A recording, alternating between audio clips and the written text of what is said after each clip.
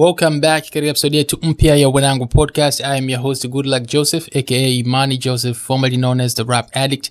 Nikukaribisha katika episode yetu ya 76 ya Wanangu Podcast ambayo imejikita katika kuzungumzia swala zima la malezi. Kama wewe ni msikilizaji au mtazamaji wa Wanangu Podcast, basi unajua kabisa kwamba hii sio mara ya kwanza katika podcast hii kuzungumzia swala la malezi. Episode ya 4 ilikuwa inaitwa Parenting na ilikuwa inajihusisha zaidi katika masuala haya ya malezi. Lakini mimi sio mtaalamu wa malezi. Mimi ni mtu ambaye tu nimebahatika kuwa mzazi, kwa hiyo huwa napenda kutumia muda wangu nikipata kuweza kuongea na watu tofauti kwa ajili ya kujifunza zaidi kuhusiana na namna wanavyolea watoto wao, mitazamo gani wanadhani ni sahihi, mitazamo gani ambao wanadhani sio sahihi. Na katika kufanya hivyo naokota vitu viwili vitatu ambavyo pia vinanisaidia mimi katika malezi yangu. Kwa hiyo episode hii pia leo sio haijakuletea majibu kwamba malezi bora ni yapi. Episode hii leo ipo kwa ajili ya kuweka tu vitu fulani ambavyo pengine vinaweza kukufanya uzingatie na katika namna yako ambavyo unamlea mtoto wako, si ndio? Na katika kuongea na watu wengi nimegundua kama kuna makundi kama matatu hivi ya wazazi. Kuna kundi la kwanza ambao ningependa kuliita conservatives. Hawa wenyewe wanapenda kushikilia ile mitazamo ya namna ambavyo wazazi wetu sisi walivyotulea, vitu ambavyo walikuwa wakiviamini kwamba ni sahihi, basi wao wanapenda kuuphold, kuendelea kuvishikilia vitu hivyo na kuvihifadhi na kuviendeleza, kwa maana wanaamini kwamba ni bora zaidi.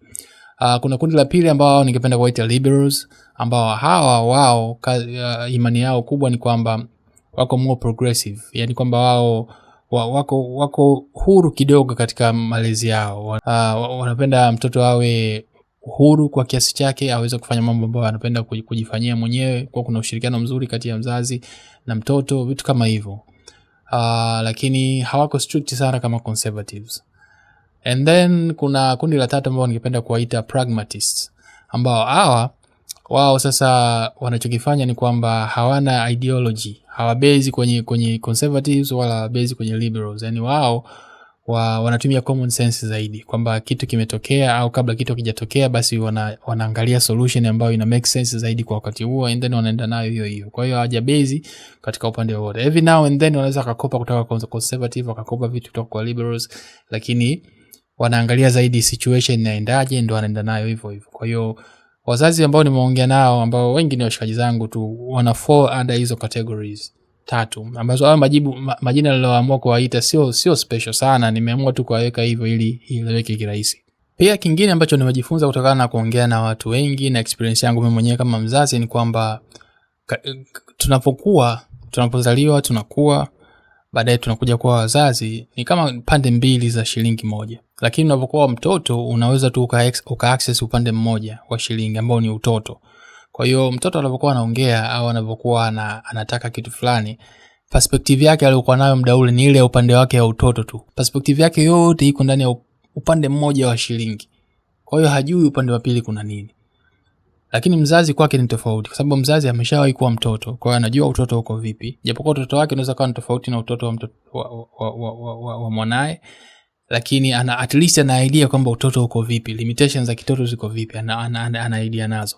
Lakini pia ana idea na upande wa pili wa shilingi ambao ndo uzazi, ambao kwa ni mtu mzima na una mtoto, pia ana idea ule upande mzima. Kwa hiyo mzazi anapokuwa anatoa mawazo yake au anapokuwa anatoa solution fulani katika malezi yake, anakuwa anazingatia pande zote mbili, kwa sababu ashakuwa mtoto na ashakuwa mzazi.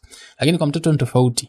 Kwa hiyo tofauti nafikiri ndio wakati mwingine unaleta sasa ile mushkeli kidogo kati ya mtoto na mzazi, kwa sababu huyu anazungumza kitu kutokea kwa upande mmoja, mwingine anazungumza kitu kwa sababu anauelewa upande zote mbili. Kwa hiyo hapo kama mzazi nafikiri pia ni muhimu kuzingatia kwamba bwana, hii horizon ya mtoto iko limited.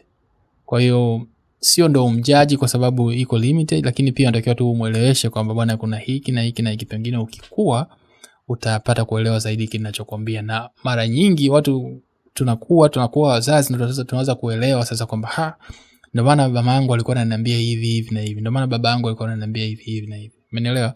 Kwa sababu tumekuja sasa kwenye upande wa pili wa shilingi, ndio vitu vinaanza ku make sense.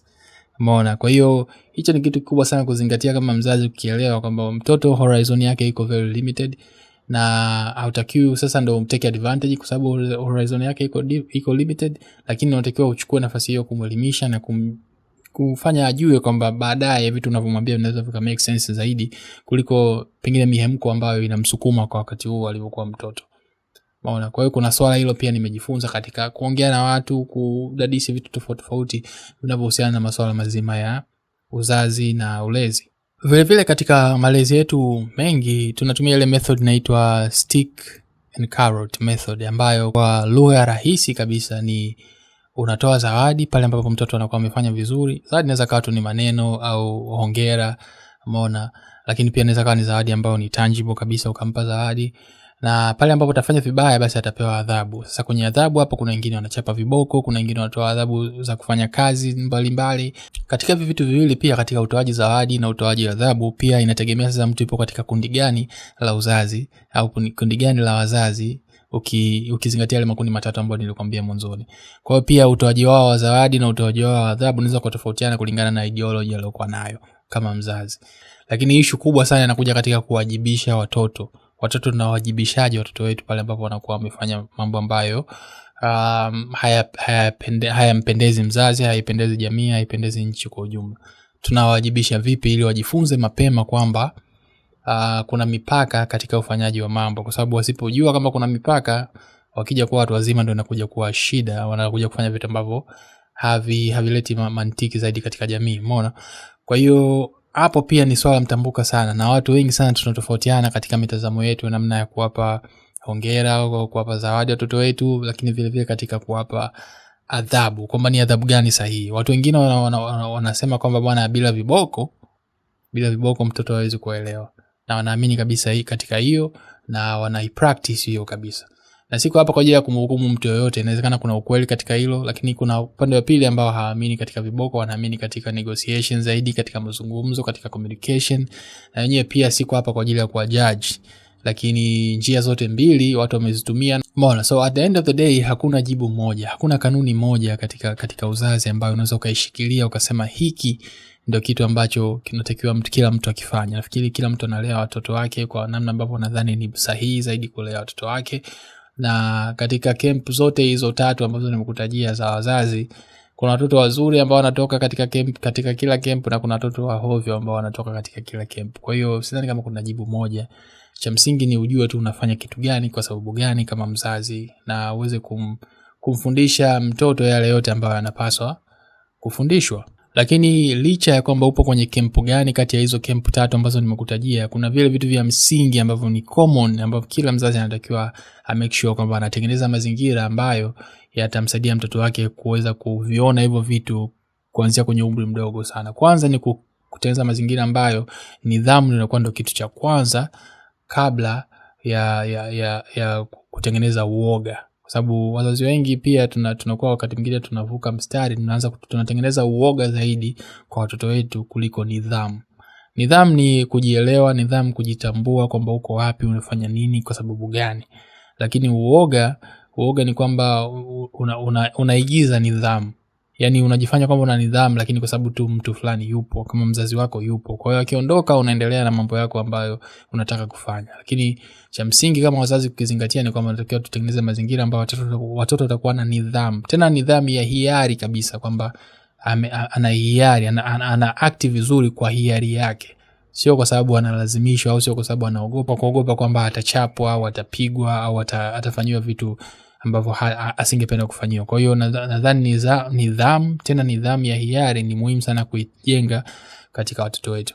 Lakini vile vile ni muhimu kutengeneza mazingira ambayo watoto wanakuwa wanaweza kuongea na sisi kama wazazi, wasituogope. Tufikie stage ambayo mtoto ana shida anaenda kumwambia mtu mwingine, lakini mzazi wake upo.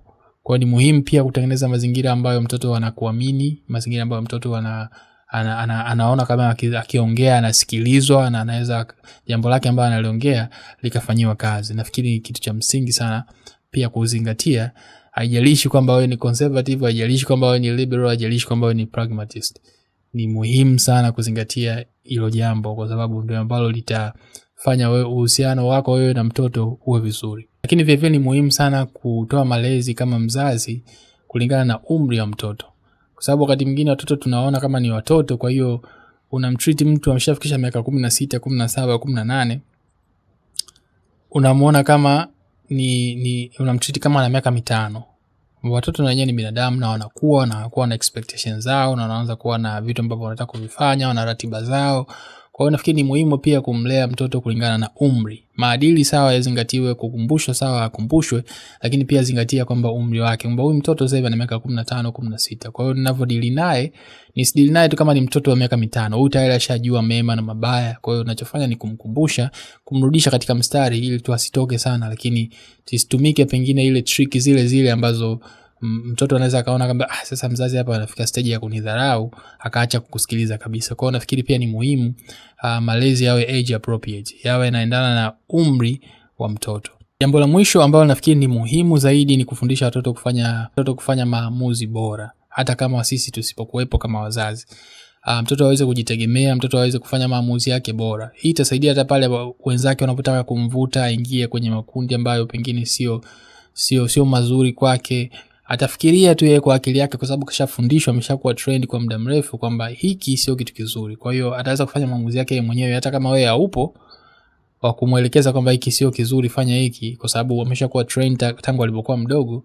Inamsaidia yeye kufanya maamuzi bora zaidi. Kwa hiyo hivi ni vitu ambavyo nilikuwa nimefikiria, vilikuwa vinapita kichwani kwangu, akasema kwa nini isifanye katika mfumo wa episode ili ni share na wanangu katika Wanangu Podcast, ili tuweze kukumbushana, kwa sababu wanasema it takes a village kuweza kumlea mtoto. Kwa hiyo kama wazazi wengi zaidi watafanya vizuri katika malezi, maana tutakuwa tuna jamii ambayo inafanya vizuri. Lakini kama mzazi mmoja akiwa anafanya vizuri peke yake and then wengine wote wanazingua, unakuta asilimia kubwa ya jamii itaharibika. Kwa hiyo tuna haki, lakini vile vile kuna umuhimu sana wa sisi kama wazazi pia kukumbushana vitu vizuri vya kufanyia watoto wetu, ili waweze kuwa katika mazingira ambayo yatawafanya waje kuwa bora katika maisha yao, au sio? Song of the week kwa wiki hii ni kutoka kwa Conboy Canabino. Mwaka 2021 alikuja na EP yake inaitwa True Story EP. Wimbo wa kwanza unaitwa About Me. Nitaweka link hapa kwa wale ambao wanatazama kupitia YouTube uweze kutazama. Ni bonge moja la wimbo, sikiza vitu ambavyo amepitia, sikiza vitu ambavyo anavizungumzia kuhusiana na ukuaji wake, namna gani ambavyo unaweza kufika stage ukakata tamaa kabisa kwenye maisha, lakini you never know. So endelea kwa hustle, endelea kufanya unachokifanya. Conboy Canabino anakuambia kwamba you will make it someday, so keep hustling, keep pushing, you never know, au sio? Basi mpaka kufikia hapo tunakuwa tumefikia mwisho wa episode yetu ya 76 ya Wanangu Podcast. I am your host Goodluck Joseph aka Imani Joseph, formerly known as the Rap Addict. Till next time, peace.